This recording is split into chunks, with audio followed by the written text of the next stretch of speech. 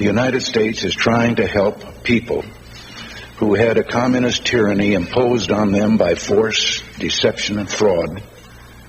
And either we continue with that tradition, which has always been ours, or we give that up entirely. What is the Southern Patriot podcast or YouTube channel? It's nothing special, honestly. If you've come to hear profound or elegant discussion, I'm afraid you've come to the wrong place, my friend. These short, small episodes will not be concise, organized, or politically correct. They are simply musings and thoughts, sometimes stories from an everyday kind of guy. If you decide it's not for you, no hard feelings, no harm, no foul. Thanks for giving a listen. I wish you the best on your future endeavors. Who is the Southern Patriot? I am simply an American citizen, born Southern by the grace of God.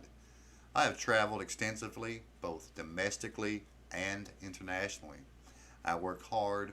I raise a family. I have tried to sit back and watch the country deal with COVID-19 and react in horror and anger as unrest washes across this great nation, drowning us in leftist bigotry, racism, identity politics, and democratic socialism. My degree is not in political science, and if you don't agree with the things I say, I don't hate you. You can have your opinion. I hope you do. You should. Not someone else's opinion, yours. That's the beautiful thing about these great United States of America. Out here in the country, we tend to see things a bit different from the rest. You see, out here, the color of your skin doesn't matter. Your personal beliefs aren't anyone's business. Who you pray to, or if you pray at all, is your business. Who you sleep with, as long as they are over the age of consent, doesn't matter. If you're a grown-ass man that likes to wear women's clothes and run errands in bright red lipstick, so be it. Just know, I'm still going to consider you a man. We all believe different things. Some beliefs are closer than others, while some are not. That's okay. You see, what I care about, what most folks around here care about, is you just leave us alone. Be a good person and be a good neighbor. If the woods behind the house catch on fire, people will load up in their cars, trucks, side-by-sides, and come help. If any group surrounded a neighbor's house and demanded they give up their house because they said so, well, we wouldn't much worry about that. There's plenty of folks around here that can't wait until deer season. We just let them have first crack. Then we'd send the young'uns in to finish them up. I'm kidding, mostly. Besides, I wouldn't openly condone murder. That would be wrong. However, have you ever put rock salt into a shotgun shell? That'll set a son of a bitch down in a hurry, that I promise you. We Southerners, like most Americans, don't take shit. And in the South, you'll see, there's not been too much shit to be had. Yeah, they started with flags and monuments, but that stalled out. Maybe the big cities are different. Maybe their gun laws and property laws make it impossible to defend your family and your home. If that's the case, why the hell is anyone listening to me still living there? It's been said time and time again, people don't have AR-15s for hunting. They have them for times like these. See, I don't put much stock in the government or even the police saving us. I just assume to save myself, then go fire up the grill and tell everyone the story. Here, our kids are in school.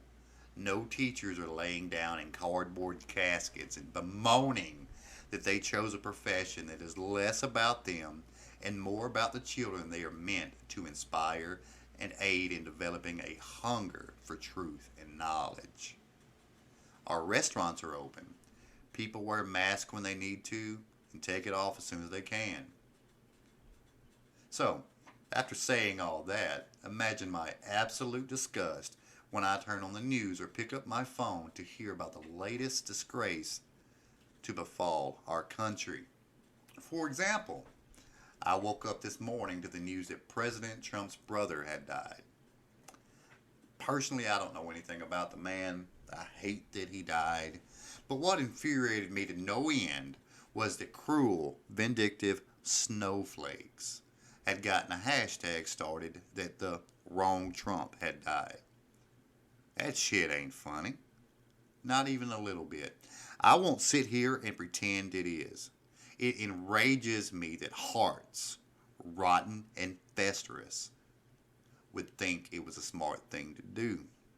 The Washington Post, that literal junk heap of a newspaper, posted a much kinder obituary for a freaking Islamic radical overseas than an American citizen, regardless if he's the president's brother or not. That should tell you everything you need to know about the Washington Post, which just happens to be owned by Jeff Bezos of Amazon fame. Now, if Nancy Pelosi suddenly passed away, I would certainly not start a hashtag. But, boys and girls, we would be partying at my house that night. So maybe it's not so different, but really, I do think it is. We're not publicly. It's awful. I'm just gonna. That's what they want for us. That's how they want us to be. Taylor Swift, that little uppity wench, has spoken out that she thinks President Trump is cheating in the election. Ugh. All these years later, it seems Kanye West knew what he was doing when he took that mic from her. Celebrities, doesn't seem to be much of a need for them in our current state. So I guess they need to feel relevant. Mind you, this is the same musician, I'm saying that with quotes, that plans to perform F the Police at the MTV Awards.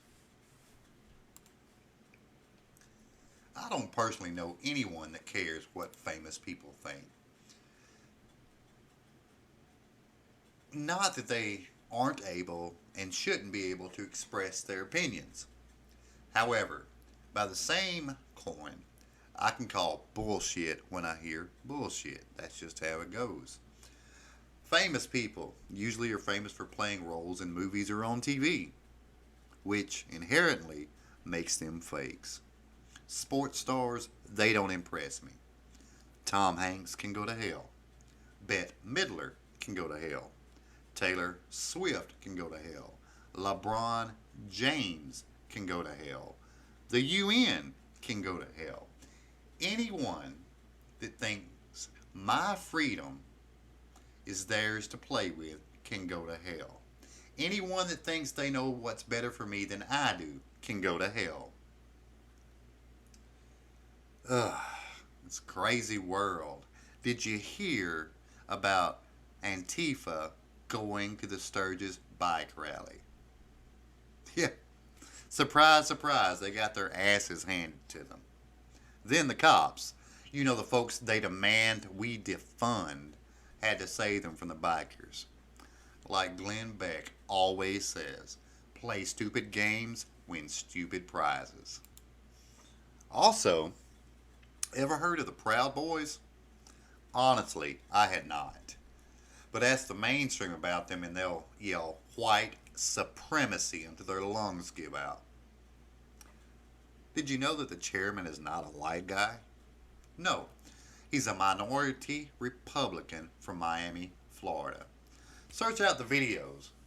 This group, comprised of all men, well, maybe you call that sexist, which I don't. Someone can gladly start Proud Girls if they want. But watch these videos, as you can't rely on mainstream media or even Wikipedia to give you the truth anymore. These are peaceful men marching with American flags. That's it, waving flags.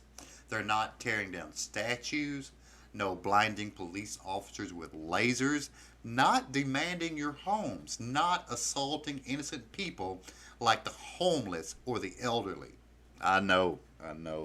Such a disgraceful bunch. They are not supremacist folks. They start no trouble, but if trouble comes their way, they do tend to finish it in what I've seen. But because they oppose BLM, which I always type lowercase, iPhone be damned, they have to be racist, right? That's the only thing these kind of people have. They have no reason. They have no logic. They can't argue facts with you.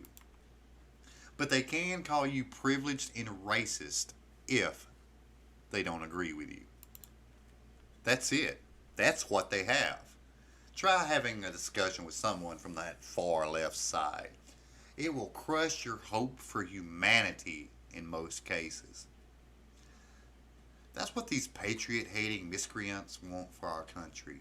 A country full of oppression and bigotry. Sure, some of the Proud Boys will be doxxed. People that stand up to the endless hateful march of socialism will take hits. Some of us may even lose our jobs. I don't care. Not anymore. This country I love is under attack. A full-blown assault from elites that couldn't care less about the common folk. Their only care is the power they can muster and the control they can exert. I'm tired of it. This republic shall not fall. It's time to either shit or get off the pot. No joke, real talk. It's time to either stand and fight or start calling your loved ones comrade.